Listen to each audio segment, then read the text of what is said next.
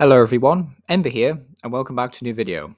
And we finally have Cynthia's Garchomp EX revealed, and a bunch of other Cynthia's Pokemon, basically. So, really cool. I honestly wasn't expecting Cynthia's Garchomp to be revealed. I thought it'd be like on a Friday or something.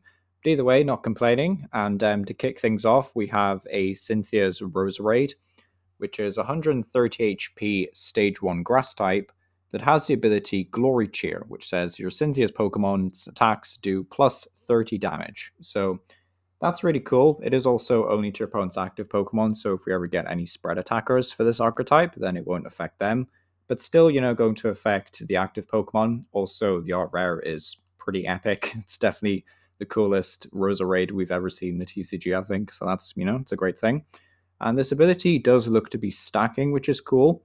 So I don't think this will actually matter too much for the Garchomp that we're going to take a look at shortly.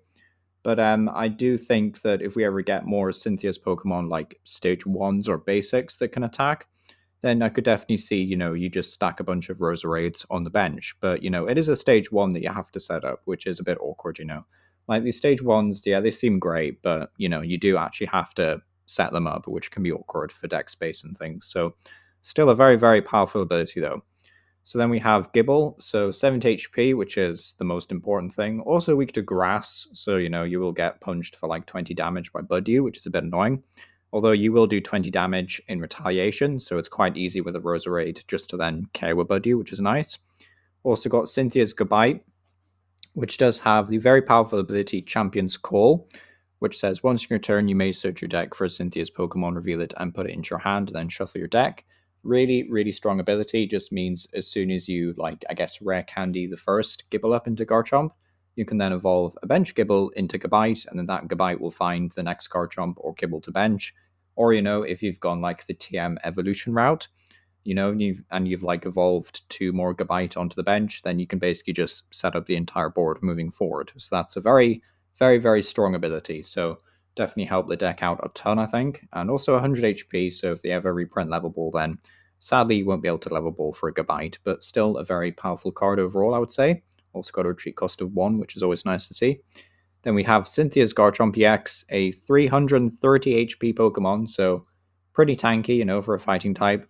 Has 2 attacks. Corkscrew Dive does 100 damage for 1 fighting energy, and then you may draw cards until you have 6 cards in your hand. I think this attack is pretty much whatever.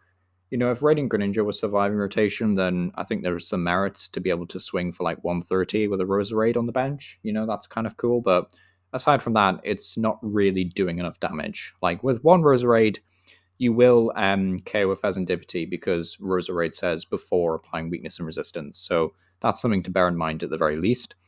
But then the main attack, really, and why we have to talk about Cynthia's Garchomp, is Dragon Blaster, which for 2 fighting energy does 260 damage, but you do have to discard all energy from this Pokemon.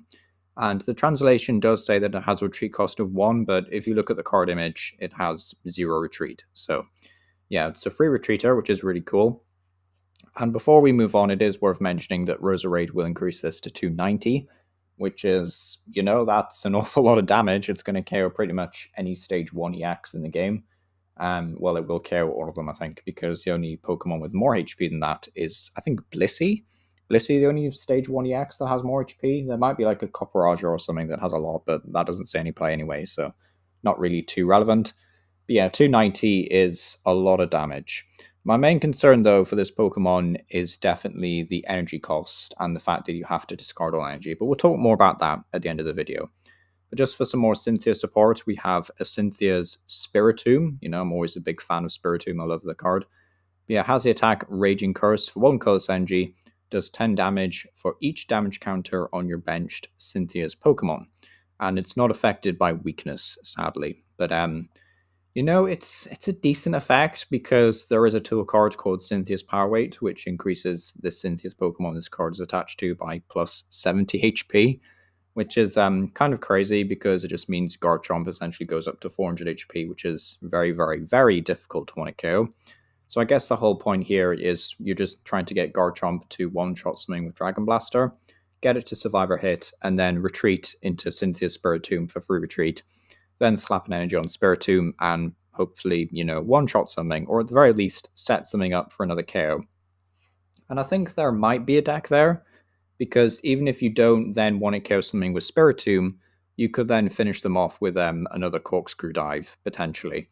But I think the biggest issue this deck will definitely have is energy acceleration. Now, I wouldn't be surprised if we see a Lucario revealed, or maybe another Cynthias Pokemon that says something along the lines of, once in your turn, you may search your deck for 1 or 2 fighting energy and attach them to one of your Pokemon, then you can't use that ability multiple times a turn. I think we'll get something like that potentially for Cynthias, because as it stands, I just don't see how you're going to chain all of these Garchomps. Like 2 fighting energy isn't the worst attack cost, but at the same time, it still has to come from somewhere, right?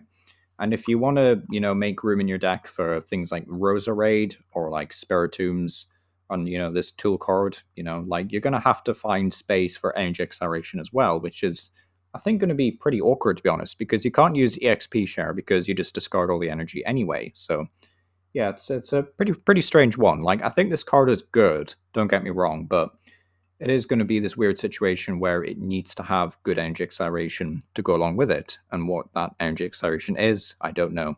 We might get like a Cynthia's Stadium potentially, because like we've seen a bunch of stadiums for like Iono and I think N got a stadium. So yeah, it would make sense if Cynthia got her own stadium in this set. But yeah, that's another thing, by the way. We won't see any of these cards until May, which is when the Destined Rivals set releases. So it's going to be a while before we see these, but we will see deck lists way before that, because Heatwave Arena will release on March 14th in Japan. But, again, we won't get these cards until May, but still very, very cool to see. This looks like a lot of fun, and the Goodbye, I think, is hard carrying this deck right now, just because it's so consistent.